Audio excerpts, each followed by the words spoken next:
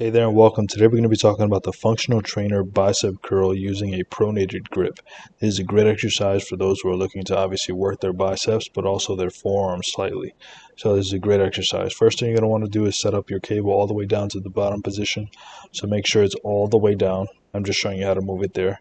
And then you want to make sure that you rotate your lever all the way to the inside. That way you're inside the machine instead of like in the middle of the gym floor. And then you want to choose the appropriate weight. So I recommend you start off light, do 20 repetitions, then start to increase the weight every other week by like a plate or something like that. So the first thing you're going to want to do is take a nice step back with your shoulders back, nice perfect posture. Also make sure that your glutes are tight, your abs are tight, and that you're standing as upright as possible. And when you're curling up, what I want you to think about is coming to a full extension at the bottom and full flexion at the top, meaning to your shoulder. But before we continue, a word from today's video sponsor. Me, I'm today's video sponsor, and if you'd like help losing fat or gaining muscle, there are a few ways I can help you down below. Either set up a free consultation with us, purchase through one of our free affiliate links, or purchase one of our instant access affordable training programs. Can't wait to be of service to you. Now let's get back to the rest of the video.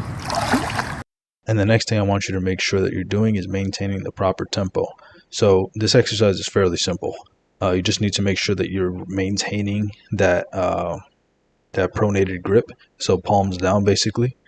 And you need to make sure that you're keeping those elbows nice and tight to your sides. You don't want them flaring out the whole time you're doing this. So like I said, you're going to be working your forearms a bit. So you see at the top how my forearms are flexing. This is great if you're looking to work that area, but also work your biceps. Also, your grip position does work slightly different areas of your bicep.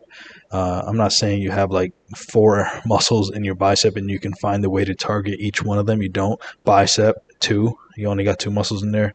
But changing your wrist position is a very effective way to stimulate some new muscle tissue in that area without having to change the exercise completely.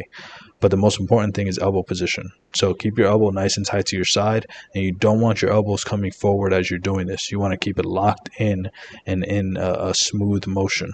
So notice that I'm not using my lower back to lift it. Notice I'm not using my legs. Notice I'm not using like my shoulders as I'm shrugging or something like that. You want to be using your biceps. If you're working your biceps, use your biceps. Don't let the rest of your body help you to do the exercise. You want to make sure that you're doing it correctly. Another thing I want to make sure is that, like I said before, you're coming to that full extension at the bottom. So what I like to do is I actually like to flex my triceps at the bottom, and that ensures that I'm coming to a full extension for my biceps. And then as you're bringing it up, just bring it up to like around your shoulder, no higher than that. There's absolutely no reason to do that. If you do that, you're going to find that your elbows are going to start moving forward. So here's some common mistakes I want you to avoid. Using your lower back, using momentum in order to use the weight, in order to move the weight. Think of yourself as almost like a bodybuilder instead of like a weight lifter, especially when you're doing isolation exercises like this. Here's another thing, avoid that. Make sure you're not doing half reps at the bottom or at the top. You want to be doing full repetitions the entire time. Like I said before, don't allow your elbows to move. You don't want your upper arm to be moving like that. You want to keep it locked in at your side. That way you can fully isolate that one area of the bicep that you're trying to work. Also make sure your chin is tucked. You don't want your head up like this. You're going to put a lot of strain on your neck unnecessarily. Also, like I said, keep your elbows in, not flared out.